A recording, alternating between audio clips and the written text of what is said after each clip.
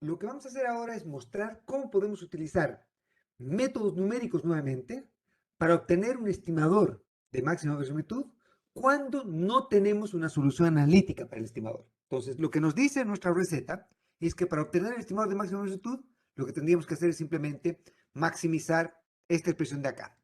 Supongamos que la función objetivo fuese diferenciable en teta, ¿ok?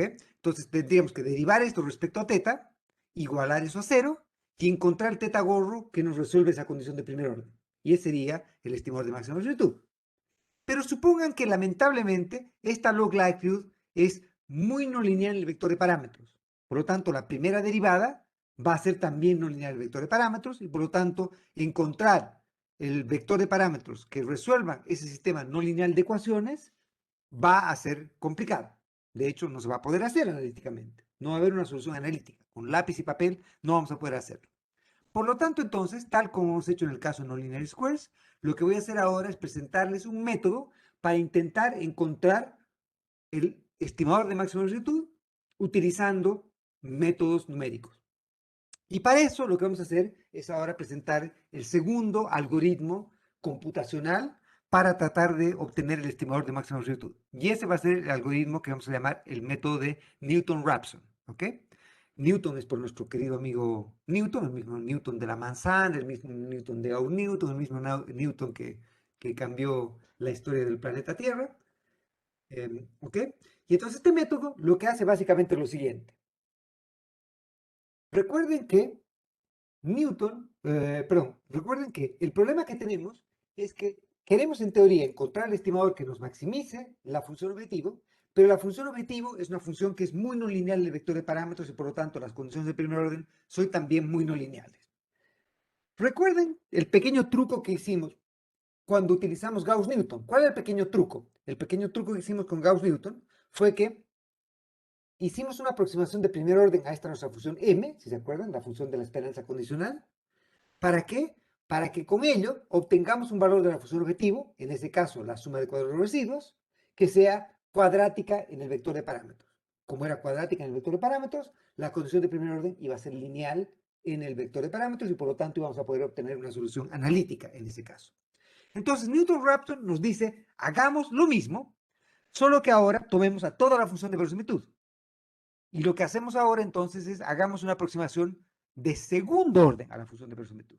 ¿Para qué? Para que la aproximación a la función de verosimilitud sea una función que ahora sea cuadrática en el vector de parámetros. Entonces lo que hacemos es lo mismo que hemos hecho en Gauss-Newton, es decir, partimos con un guess, un tincazo, una adivinanza, una conjetura respecto a el valor del vector de parámetros, que en este ejemplo lo estoy llamando θ sub 1, y lo que hacemos es, tenemos el valor, tenemos la log likelihood, que depende del vector de parámetros, y lo que hacemos ahora es, hacemos una aproximación de segundo orden de la log likelihood. ¿Sí? Y entonces lo que hacemos es, evaluamos la log likelihood en el valor de θ1, acá está la aproximación de primer orden, ¿no es cierto? Que sería la primera derivada, que es este g sub 1, la primera derivada, evaluada en θ1, por θ menos θ1, más un medio de θ menos θ1 transpuesta, la segunda derivada evaluada en θ1, θ menos θ1. Por lo tanto, entonces, esta es una aproximación de la log likelihood en torno a θ sub 1, donde θ sub 1 es un valor que nos hemos dado y por lo tanto evaluamos el gradiente, evaluamos el hessiano en θ sub 1. ¿Ok? ¿Qué ocurre ahora entonces? Si es que nosotros ahora decimos, en lugar de maximizar la log likelihood, que era una función que era horriblemente no lineal en θ, maximizamos esta expresión que depende de θ y depende de θ1, pero θ1 es un valor que nos hemos dado nosotros y por lo tanto θ1 y toda función de θ1 son conocidos por nosotros. Por lo tanto, entonces, esta función, la única incógnita que tiene la función 8 es θ. Y θ va a ser una función que es, esto no depende de θ, hasta acá esta función depende linealmente de θ y hasta acá depende cuadráticamente de θ, del vector θ. Por lo tanto, entonces, la función 8 es una función que es cuadrática en θ. Es decir, es además estrictamente cóncava y por lo tanto va a tener un único máximo o mínimo. Va a ser máximo o va a ser mínimo dependiendo de cómo sea h sub 1. Si h sub 1 es una matriz que es negativa definida, entonces el valor que nos resuelva esta condición va a ser un máximo. ¿Sí? ¿Estamos de acuerdo? Y por lo tanto, entonces, lo que hacemos es, otra vez háganlo con calma en la casa, derivamos esta expresión respecto a teta e igualamos eso a cero. Al derivar respecto a teta, recuerden que teta es un vector, ¿no es cierto? Entonces tiene que ser una derivada respecto a esta función respecto al vector de teta. Derivan eso respecto a teta, igualan eso a cero y les va a entregar una función que es lineal en teta. ¿Por qué es lineal en teta? Porque si la función objetivo es cuadrática en teta, la condición de primer orden es lineal en teta. Y eso lo hemos hecho desde el primer día, en nuestro primer curso, el primer día cuando hemos derivado el estimador de máximo, de mínimos cuadrados ordinarios, justamente habíamos dicho que si la función objetiva era cuadrática, las restricciones eran lineales y por lo tanto permitían una solución analítica. Y justamente eso es lo que ha ocurrido acá. Entonces les voy a pedir que otra vez, como la tercera cosa que tienen que hacer antes de ir a dormir hoy día, es simplemente muestren que se derivan la expresión 8 respecto a teta, igualan eso a 0 y llaman teta sub 2 al valor que resuelve esa función, o sea, que hace que esa condición de primer orden sea igual a 0, el valor de teta que resuelve esa condición de primer orden va a adoptar esta forma. Entonces demuestren que efectivamente eso es así. Demuestren que al derivar la expresión 8 respecto a teta, igualar eso a 0, y resolver para el valor de teta que hace igual a eso a 0, y llaman a eso teta sub 2, ese valor va a adoptar esta forma. Entonces, lo que nos dice el algoritmo de Newton-Raphson es que si usted parte con un tincazo de teta 1, utilizan la expresión 9 y con la expresión 9 llegan a un nuevo que es de teta sub 2. ¿Qué hacen después? Bueno, vuelven a utilizar esta expresión y lo que hacen ahora es, esto lo evalúa en teta sub 2, el hessiano lo evalúa en teta sub 2, el gradiente lo evalúa en teta sub 2 y hacen lo mismo para obtener teta sub 3, teta sub 4, así hasta ojalá converger. Y por lo tanto entonces, esto es básicamente lo mismo que nosotros, en términos de procedimiento, es lo mismo que hemos hecho en el anterior caso. Entonces, tiene que escoger condiciones iniciales, un criterio de tolerancia o convergencia, convergencia absoluta, convergencia relativa, lo mismo que les he dicho cuando les he presentado el método de Gauss-Newton, solo que ahora lo apreciamos para esta función en particular. Quiero por un minuto detenerme en esta expresión de acá. Y esta expresión de acá es una expresión que es intuitivamente muy interesante. Supongan que ustedes quiero que por un minuto cierren los ojos. No voy a poder ver, obviamente, si lo están haciendo o no, pero por un minuto quiero que cierren los ojos, ¿ya? Y quiero que hagan lo siguiente. Quiero que asumamos que estamos intentando llegar a la cima del monte Everest, por decir algo, o algún otro monte de esos emblemáticos, ¿ok? Y nos llevaron en helicóptero hasta cierta parte y caímos, nos botan del helicóptero y nos dejan en algún lugar. Nos dejan en algún lugar. Y hay una niebla terrible, está nevando y todas las demás cosas, y no sabemos hacia qué lado está el pico del cerro. No sé dónde está la cima del cerro. ¿Ok? No sabemos dónde está. ¿Ok? La pregunta entonces, supongan que ustedes la única decisión que tienen que tomar es, ¿me voy hacia la derecha o me voy hacia la izquierda? Supongamos que estamos viviendo en un mundo en R2, entonces que estamos viviendo en un plano nada más. Entonces que ustedes tienen que decidir si van a la derecha o van a la izquierda. Y recuerden que están ciegos. Entonces, ustedes están en una posición y tienen que decidir si van a la derecha o van a la izquierda. ¿Cómo decidirían si van a la derecha o van a la izquierda? Entonces, quiero que por un minuto me hagan el siguiente ejercicio mental. Entonces, están con los ojos cerrados y lo que van a hacer es que ahora van a agarrar su pie derecho y van a mover su pie derecho hacia la derecha, obviamente, y van a tocar el piso hacia el pie derecho. Y van a comparar si el pie derecho, cuando mueven su pie derecho hacia la derecha, llega al piso, al lado derecho, a un nivel más arriba de lo que está su pie izquierdo o más abajo de lo que está su pie izquierdo. Si es que está más arriba de su pie izquierdo, su mejor conjetura debiese ser que la cima de la montaña está a la derecha, porque hacia ese lado están escalando. ¿Me siguen? Y si es que al dar la pisada a la derecha, su pie derecho toca piso en un nivel más bajo que el pie izquierdo, entonces quiere decir que la cima está hacia la izquierda, o parecería estar hacia la izquierda. Entonces es más razonable irse hacia la izquierda. Ahora, si quieren, pueden abrir los ojos porque eso es justamente lo que hace este algoritmo. Lo que hace este algoritmo, no sé si lo han cerrado, pero Esto es lo que hace este algoritmo, ¿ok? Lo que hace el algoritmo es decirme, me voy a la derecha o a la izquierda, entre comillas, pero ahora obviamente no estoy tomando un problema de una dimensión, nada más de ir a la derecha o a la izquierda, sino en términos de vector. Y entonces lo que toma en cuenta acá son dos cosas en la decisión que va a tomar. La primera de ellas es G sub 1. ¿Qué era G sub 1? G sub 1 era la primera derivada de la función. Y la primera derivada de la función lo que hace es decirnos información de qué. ¿Qué es lo que hace la primera derivada? ¿Qué información nos entrega? ¿Qué información entrega la pendiente? La inclinación, la pendiente, ¿no es cierto? Y por lo tanto, entonces, lo que nos está entregando la información de G sub 1 es, sí, lo mismo que habíamos dicho antes, si estamos subiendo o estamos bajando. Eso nos hace G sub 1. ¿Y qué hace H sub 1? ¿Qué información nos entrega H? ¿Qué es H? H era el hessiano. ¿Qué es lo que hace el hessiano? Si ¿Qué, se qué, llegó, qué información nos entrega la segunda derivada? si se llegó a un máximo o a un mínimo. Nos entrega información de la curvatura, ¿no es cierto? Nos dice si la función es muy plana o es muy paradita, entre comillas, ¿no es cierto? Y por lo tanto, entonces, lo que está diciendo esto es lo siguiente, ¿no es cierto? En los casos en los cuales estemos llegando a un punto casi de ensilladura, ¿no es cierto? En los casos en que nuestra función empiece a ser muy plana, en los casos en que nuestra función sea muy plana, ¿sí? Lo que debiese ocurrir es que vean que acá estoy tomando en cuenta la inversa de esto. Entonces, ¿qué es lo que está diciendo esto? Si la función es muy plana, entonces quiere decir que debiésemos tratar de dar pasos más largos, pasos más grandes. Porque puede ser que estemos en un lugar que sea muy planito y después la cosa se vuelva un poquito más parada, ¿no es cierto? Lo que ocurre en el otro caso, a ver, tal vez si lo ven del otro punto. Lo que dice es, si la pendiente es muy empinada, entonces lo que debiésemos tratar de hacer es tratar de dar nuestro paso. ¿Qué paso debemos tratar? Tratar de dar un paso largo, entre comillas, para tratar de ver si con eso nos pasamos o no de la punta, ¿no es cierto? El minuto en que estemos llegando a la cima, lo que debemos tratar de hacer es más bien dar pasos cada vez más chiquitos. Porque queremos ver el momento en el cual la curvatura empieza a cambiar, la pendiente empieza a cambiar, perdón, ¿no es cierto?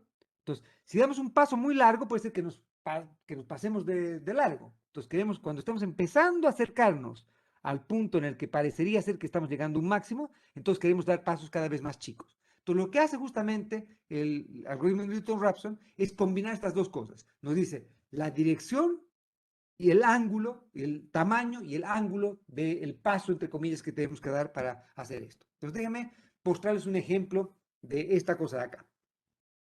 Recuerden que lo que queremos hacer es maximizar el valor de la función objetivo. Entonces, supongan que la función objetivo tiene esta forma, la línea continua acá, esta línea negra continua. Entonces, como ven, la función de verosimilitud, digamos que acá está el vector de parámetros, acá es el valor de la función de verosimilitud. La función de verosimilitud tiene varios máximos, que sería, este es un máximo, que es un máximo local, y este es otro máximo, que es un máximo global.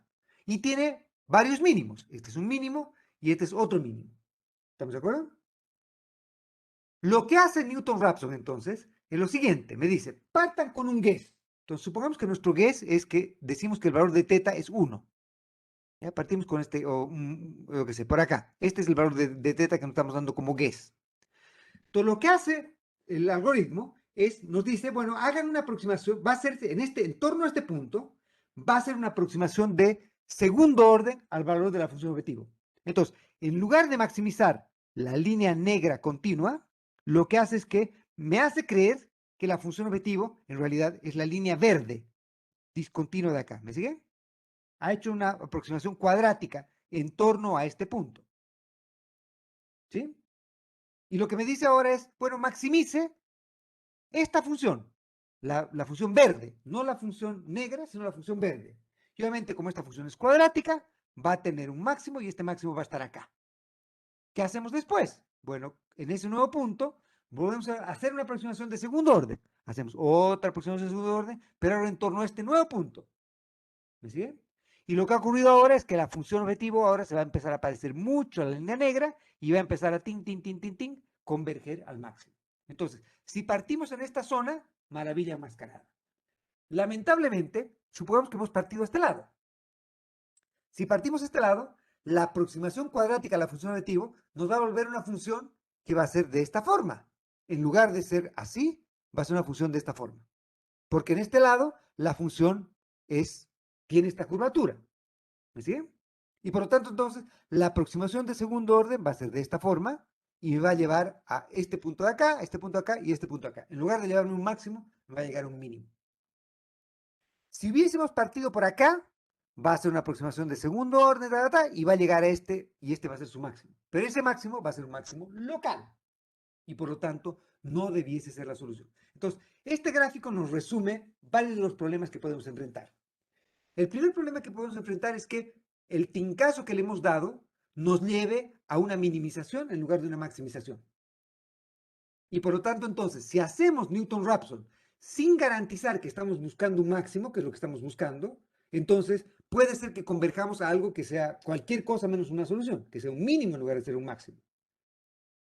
Y lo que queremos es algo que nos maximice la probabilidad de ocurrencia de la muestra, no nos minimiza la probabilidad de ocurrencia de la muestra. Por lo tanto, nos gustaría tener un algoritmo que nos garantice, cuando por ejemplo partimos en este lugar, que nos garantice que descarte irse a este lado, sino que se vaya al otro lado. Por ejemplo, ¿cuál sería una manera de hacer eso? Garantizar que cuando evaluamos un guess, evaluar que el hessiano sea una matriz que sea negativa definida. Si la matriz no es negativa definida, entonces tiene que forzar a que H sub 1 se vuelva negativa definida para que se dé cuenta que ir a este lado no es camino un máximo, sino camino un mínimo y que quiera irse hacia el otro lado. ¿Me siguen? Esa sería una de las cosas que nos gustaría. Y la segunda de las cosas que nos gustaría es algo que ya hemos dicho antes también, es que obviamente vamos a tener que partir con varios guesses para asegurarnos que si la función objetivo no es globalmente cóncava, es decir, que no tiene un solo máximo, entonces que no sea que el máximo al que hemos llegado sea un máximo local en lugar de ser un máximo global. ¿Sí? Un problema adicional que tiene el algoritmo de Newton-Raphson es que necesitamos en cada iteración computar el gradiente y en cada iteración computar el hessiano. Y por lo tanto, si es que la log likelihood es muy no lineal, puede ser que computar gradiente y evaluar gradiente, computar hessiano y evaluar hessiano sea computacionalmente costoso. Y por lo tanto, los algoritmos que llaman los algoritmos de quasi-Newton son algoritmos que lo que hacen es que simplemente utilizan una manera de aproximar el hessiano sin necesidad de sacar segundas derivadas. Obviamente, como me parece que ya les he dicho antes, los humanos típicamente derivamos mejor que los computadores y por lo tanto yo les recomendaría siempre que para la tarea y para cualquier cosa intenten proveer ustedes el gradiente y el hessiano, es decir, ustedes proveer las derivadas analíticas. Vean que es relativamente simple, ¿no es cierto? Programando es bastante simple. Lo que hacen es, tienen la log likelihood, escriben la log likelihood, derivan la log likelihood respecto al parámetro, derivan la segunda derivada respecto al parámetro, y lo que hacen es, colocan este procedimiento en algún programa, colocan el procedimiento en un programa, que es una función, y le evalúan en distintos valores de teta. Y con eso obtienen el H1, obtienen el G sub 1 y con eso van iterando. ¿Sí?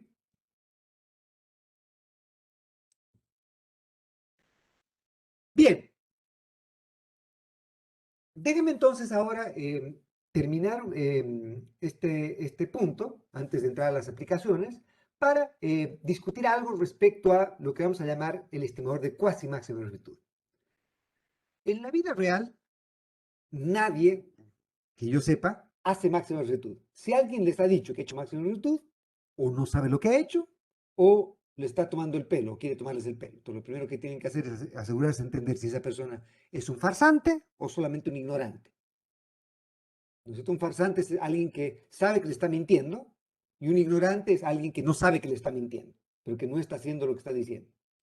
Máxima longitud solo la podemos hacer cuando trabajamos con el modelo correcto. Es decir, cuando nosotros postulamos que Y condicional en X tiene una distribución Cauchy o Pareto o Weibull exponencial o lo que fuera, y los planetas se alinearon y efectivamente la distribución es esa.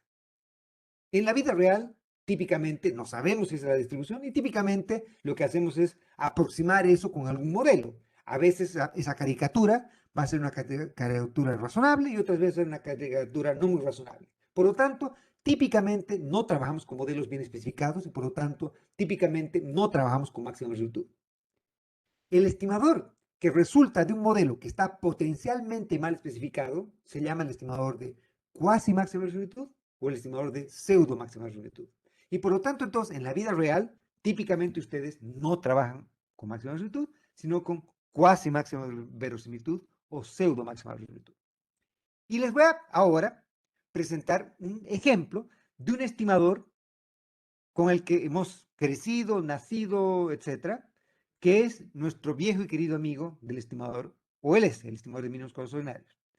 Recuerden que el estimador OLS, el beta gorrito, ¿no es cierto? El X transpuesta X inversa, X transpuesta Y, ¿qué hemos dicho de ese estimador? Ese estimador hemos dicho que era consistente, bajo ciertas condiciones también sesgado, y también que era asintóticamente normal.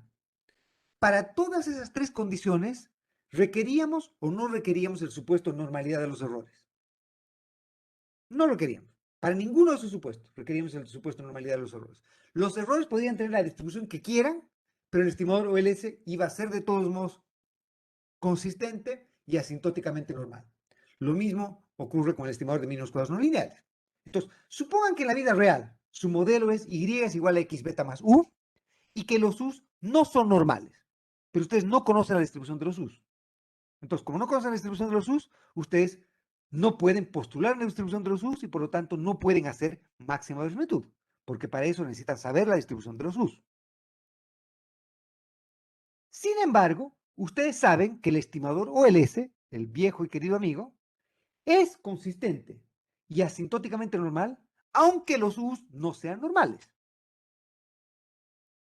Y como vamos a ver un poquito más tarde, el estimador OLS es el estimador de máxima verosimilitud cuando los U's son normales. O sea, si los U's fuesen normales, el estimador OLS es el estimador de máxima verosimilitud también. ¿Ok?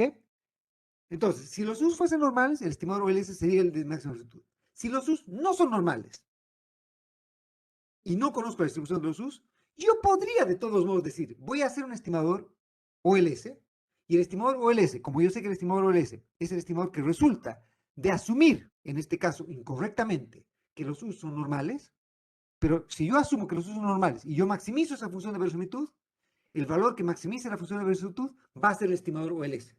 Y por lo tanto, yo podría decir, bueno, tomo el estimador OLS como el estimador de cuasi máxima verosimilitud. Porque yo sé que los U's tal vez no son normales y por lo tanto el modelo está potencialmente mal especificado, pero pese a que el modelo está potencialmente mal especificado, el estimador OLS va a seguir entregando respuestas correctas en el sentido de entregarme el estimador que va a ser consistente y un estimador que también va a ser asintóticamente normal. La pregunta, ¿es ese estimador asintóticamente eficiente? Y la respuesta es no. No va a ser asintóticamente eficiente. ¿Por qué? Porque para que sea asintóticamente eficiente y alcance la cota inferior de Cameron-Rao, yo necesito que se cumpla la condición B. Y para que se cumpla la condición B, yo tengo que haber trabajado con el modelo bien especificado. Es decir, que si los U's tenían distribución Cauchy, por ejemplo, yo tendría que haber trabajado con esa distribución, pero he trabajado como si los U's fuesen normales. Como en realidad los U's no son normales, esta condición B no se va a cumplir. Y por lo tanto, el estimador de cuasi máxima verosimilitud no va a ser asintóticamente eficiente. El estimador asintóticamente eficiente sería el estimador de máxima verosimilitud. ¿Cuál sería el estimador de máxima verosimilitud? Aquel que resulta de hacer la optimización con la función de distribución correcta. Pero como no la conozco, quejarme de algo que no conozco es lo mismo que ir a llorar al río, ir a llorar a Luján, dicen los argentinos, ¿no es cierto? Es quejarse de algo que no tiene solución. Es una restricción. Si yo tuviese una mejor conjetura, entonces utilizo esa mejor conjetura para hacer la estimación. ¿Me siguen? Pero la gracia de obtener el estimador de cuasi máxima verosimilitud es que aunque el modelo está mal especificado, yo sé que el modelo está mal especificado, de todos modos entrega la respuesta correcta. En el sentido de que yo, por ejemplo, puedo hacer inferencia correcta respecto al vector de parámetros, puedo obtener consistentemente estimadores de funciones de parámetros, etc. Aunque el modelo potencialmente esté mal especificado. ¿Ok? Por lo tanto, lo que ocurre es que el estimador de cuasi máxima verosimilitud entonces va a ser aquel que me maximice la función de cuasi máxima verosimilitud. ¿Y cuál es esa función? Es la función en la cual yo impuesto un supuesto de distribución que puede ser incorrecto. lo que puede ser es que, por ejemplo, Fernando imponga un supuesto, Juan imponga otro supuesto y Tomás imponga otro supuesto. Y lo que va a ocurrir es que aquel supuesto que se acerque más a la realidad va a tener estimadores más precisos de lo que estoy tratando de evaluar. Pero, por ejemplo, supongan que la distribución de algo es, yo qué sé, por decirles algo, Cauchy. Y Fernando postula que es una distribución TD-Student, Juan postula que es una normal y Tomás postula que es una Pareto, por decir algo. ¿Ok? ¿Ya? Lo que va a ocurrir es que los tres estimadores van a entregar estimadores consistentes de la tendencia central. En este caso, la mediana, porque Tomás sabe perfectamente que la Laplace, el primer momento no está definido en una Laplace, eso lo sabe. Pero de todos modos va a entregar, pero es una distribución simétrica, por lo tanto la mediana, la moda, etcétera, van a coincidir. Y por lo tanto entonces podríamos hacer eso de ese modo igual, ¿ok? Entonces lo que estamos diciendo con eso es que pese a que el modelo está mal especificado, el estimador este nos entrega estimadores generalmente consistentes y asintóticamente normales también. Lo que ocurre es que el estimador no es el estimador más eficiente y por lo tanto en ese caso tenemos que utilizar la matriz de varianza y covarianza sándwich, que reconoce que estamos trabajando con un modelo potencialmente mal especificado. Entonces acá sabemos que el negativo hegesiano no necesariamente va a ser igual a gradiente y gradiente transpuesto. De hecho, hay un test para evaluar si nuestro modelo está bien especificado. Hay una familia de tests, se llaman los tests de la matriz de información. La matriz de información es esta inversa del hessiano, ¿ya? Que sería la matriz de varianzas y covarianzas en el caso de que el modelo esté bien especificado. Entonces, hay tests para evaluar esto, pero esto otra vez son tests que son complejos, requieren bastantes supuestos de tercer, cuarto momento, etcétera, cosas que solo quiero que sepan que existen y que no es necesario que sepan para este curso, pero que es bueno que entiendan que sepan para este curso. Por lo tanto, entonces, en la vida real, típicamente nosotros trabajamos en este mundo. Y esta debiese ser la matriz de varianza y covarianza con la cual debiésemos hacer diferencia y nosotros debiésemos reconocer de entrada que trabajamos con cuasi máxima amplitud en lugar de máxima amplitud. Hay ciertas propiedades divertidas que tiene el estimador de cuasi máxima amplitud. Se minimiza una distancia que se llama, no vamos a, no voy a, no, ¿para qué? Para que ni siquiera les voy a decir qué es. Kullback-Leibler, ya. La distancia Kullback-Leibler. Y está en el apunte del curso, pero otra vez no necesitan revisar eso para el curso acá. Simplemente quiero que entiendan que esto no es casual, que hay algo interesante también hacer un estimador de un modelo potencialmente mal especificado. Y de hecho, en la vida real, exceptuando que ustedes tengan un contacto con Dios o imaginen tener un contacto con Dios y que escuchen voces, en la vida real nosotros típicamente hacemos optimizaciones sabiendo que nuestro modelo está potencialmente mal especificado. Y lo que queremos es tratar de encontrar respuestas correctas a nuestro problema, sabiendo que el modelo potencialmente está mal especificado.